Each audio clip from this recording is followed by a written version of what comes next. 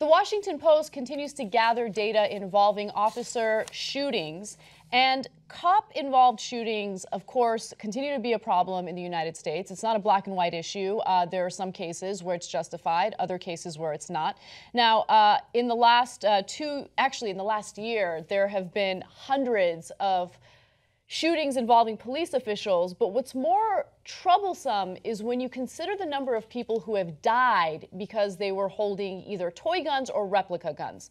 Now, this is not meant to demonize cops, because the reality is a lot of these guns look like, or a lot of these toy guns look like real guns, and cops feel terrible after the shooting happens. Now, according to the data that the Washington Post gathered, at least 86 people over the past 2 years were killed in these encounters.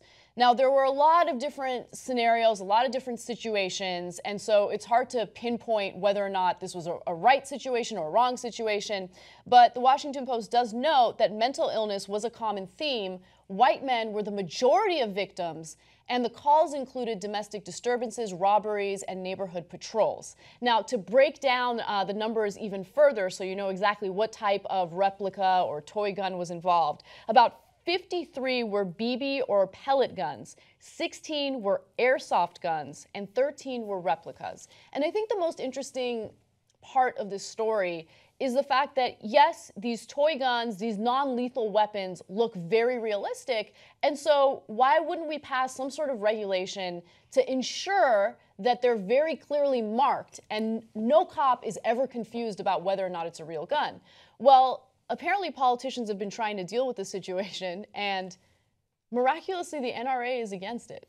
Why? Why? These are replica and toy guns. Why can't we make them look as unrealistic as possible? You know, I have a theory on that, because the NRA doesn't think gun violence is the bug. They think it's a feature. Because the more there's gun violence, the more scared people are and the more guns that they buy.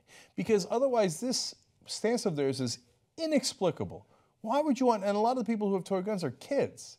Why would you want kids getting shot by guns, and it makes guns look bad? The only reason, look, maybe there's another reason, and you got a theory on it, that's fine. But my theory is, and you could trace it, any NRA position to this, is very simple. They mainly funded by gun manufacturers donating to the NRA. So every position they hold is to the benefit of gun manufacturers. So in this case, the more that people hear in the news, oh my God, somebody got shot, they think, oh no, I need a gun to protect myself. Yeah, I mean, look, that environment of paranoia certainly leads people to want to go out and purchase guns. And so I understand that strategy, and it's worked really, really well. But at the same time, you have innocent people, or in some cases, mentally disturbed people, playing with a toy gun, using a replica gun, and it leads to a lot of confusion for cops. And, you know, I was reading about this story involving one cop who he shot and killed a young man who had a replica gun. And after it happened and he realized that it wasn't a real gun, the cop felt horrible. And you can't blame him because he had no idea, right? It wasn't a Tamir Rice situation where he showed up and shot the guy in 2 seconds, right? Mm-hmm. And so you want to do this to protect humans, but also ensure that cops don't go through PTSD because they shot and killed someone who wasn't really armed. Yeah, somebody told me, quick aside here, the other day, a great point about how humans are built, and it was actually really optimistic. So nobody ever gets PTSD from doing something decent to someone else, or nobody ever gets PTSD from hugging someone else. Yeah. You get PTSD from doing the wrong thing. And so we're hardwired to think killing someone else is the wrong thing. That's why now some of the folks get PTSD because they were in battle and they took an IED and that shook them. And some people get PTSD from killing someone else, even if it was justified, because we're not built for that. We're built to be decent. And so let's be a little bit more decent to each other. In this case, it's kind of a layup. Yeah, you put something at the end of the gun to make it sure that you realize it's a toy gun. The toy gun doesn't have to be that realistic. I'm never going to let look, fair is fair. When I was a kid, I had a lot of toy guns, okay? But I'm not going to let my son have a gun. The reason is it's different times. And Absolutely. And in this country, there's so many guns, not just by the cops, but by your neighbors, et cetera. You don't want any misunderstandings. And it happens all the time. 86 times in the last 2 years alone. It's amazing.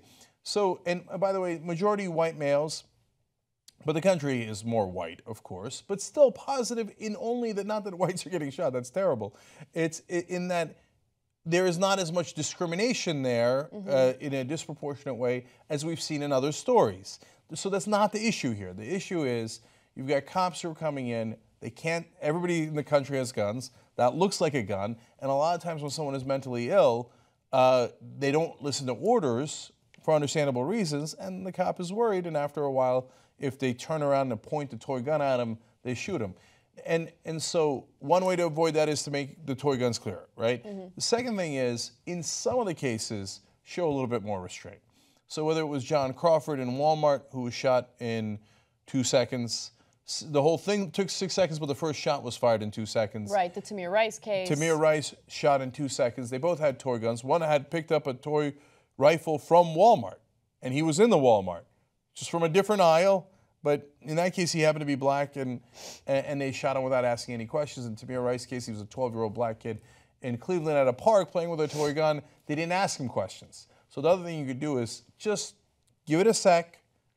Like in the case of Tamir Rice, the cops pulled right up to him. You could have pulled up to the curb instead of the grass. Get behind your car, get in position, and then ask him. And he would have told you it was a toy gun. Yeah. So there's two different ways to combat this. Yeah, and I want to be clear about something. As it was clear, 86 cases of people who didn't have real guns getting shot and killed by cops. Based on, you know, the descriptions of these stories that I read, they weren't cases like that. You know, they kept repeatedly asking the person to drop the gun, comply, comply, comply. They wouldn't. And then the cop thought that he or she was in imminent harm, and that's why they fired their weapon. So just want to be every fair. case is different, and so, that's why we got to attack it from both sides. Let's go take on the corporate media. Come join us, be a member, and change the media. tytnetwork.com/join.